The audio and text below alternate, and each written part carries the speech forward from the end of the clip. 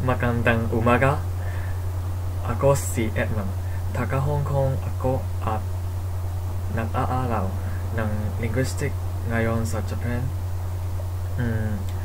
Pinoy ako.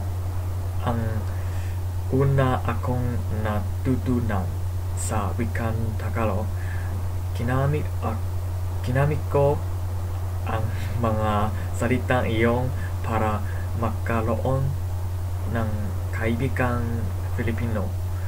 Nagulat sila nang narinig ang mga salitang iyon at sinabi nila, Pinoy ka? At nagsimula sila magsalita ng wikang Tagalog. Wala akong naintindihan at sinabi ko, biro. Humigis kumuran sambu ang naging kaibigan ko sa Japan.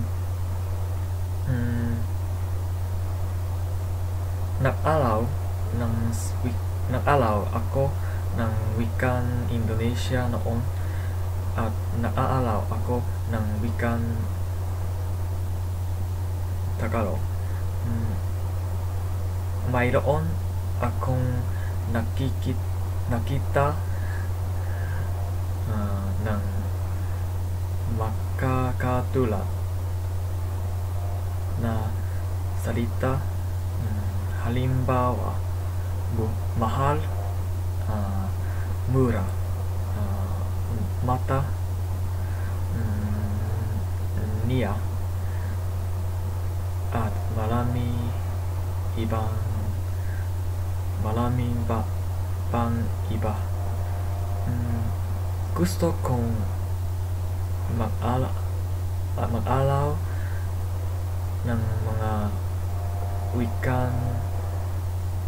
ng ibang bansa. Hindi ako naniniwala na kung kaya mo magsalita ng wikang Ingles, okay na iyon.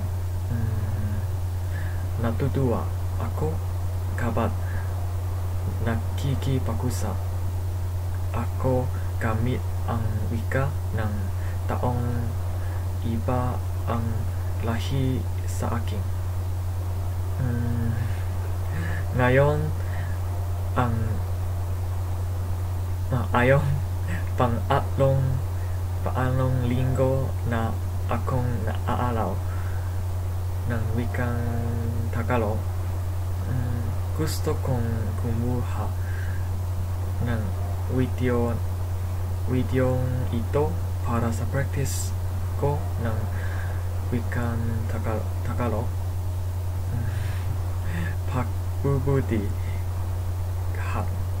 Pabubutihan ko pag-aalaw ko ng wikang Tagalog.